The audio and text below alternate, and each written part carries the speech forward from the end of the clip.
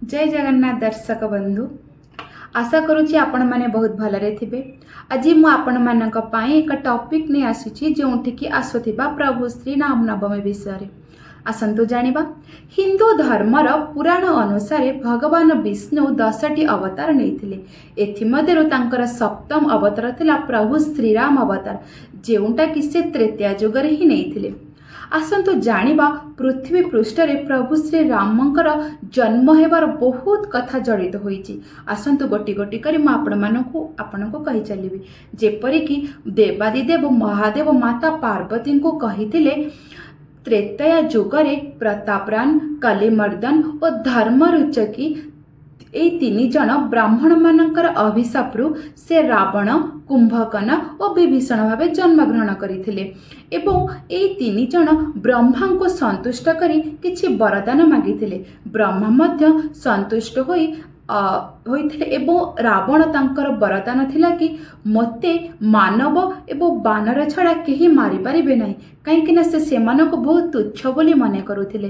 किंतु कुंभकर्ण थिला कि जेतेबेले कुंभकर्ण वरदान मागुथिला सेतेबेले माता सरस्वती तांका कंठरे आविर्भाव होई तांको इंद्रासन बदଳରେ निद्रासनर वरदान मिलिथिला एवं विभीषण निस्वार्थपरतार अभिलाष करिथिला।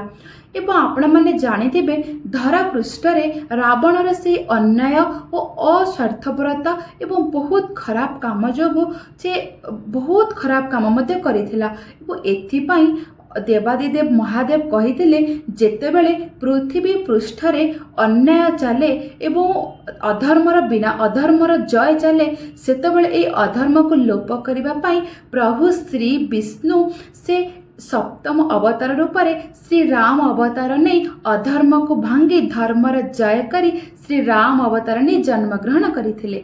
आसंतु जानिबा आपण माने तो जानिथिबे ना अयोध्यार राजा प्रभु दशरथ एवं माता कौशल्यांकर एक पुत्री संतान जन्म होइथिला जहांकर नाम थिला शांता। ए शांता को से अंग देशर राजा को एक पोष्य पुत्री भावे दान ग्रहण करथिले।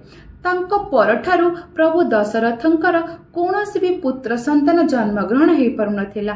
सेथिपाई से ऋषि मानक गहन रे एक यज्ञ अनुष्ठित करुथिले जो यज्ञ रे बहुत सारा ऋषि महाऋषि जग देइथिले एवं एही यज्ञ को समाप्त करिथिले वशिष्ठ महाऋषि। एही ऋषि मध्य तेनी राणी को किछि अन्न प्रदान करथिले।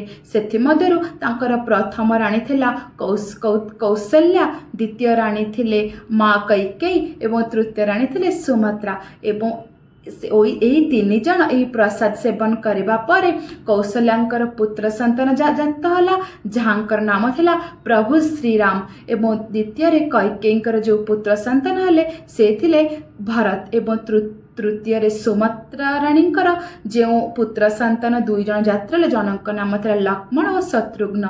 एहा परे प्रभु श्री राम कर ए निष्ठापर एवं धर्म अर्थात अन्य मानक प्रति साहसिकता देखि तांको प्रजा माने खुशी होई तांकर एही दिनटी को मने रखिबा पाई श्री राम नवमी पालन करिथिले जेउटा कि आज केवल देश रे नुहे देश बाहर मध्य आपण माने जानिथिबे श्री राम नवमी करी पालन करा जाई थाए काहेकि ना एही दिन अधर्मर विनाश धर्मर जय हेतिला एवं एहा सर्वदा आम ओडिया नववर्ष अनुଯାୟୀ चैत्र मास नवरात्रिर शेष दिन रे पालन करा जाए। आशा करुँची मु देइथिबा तथ्य आपण मानको भल लागिथिबो। भल लागिथिले मोर ए भिडियोटी को लाइक शेयर एंड सब्सक्राइब करि देबे। रहउची जय श्री राम।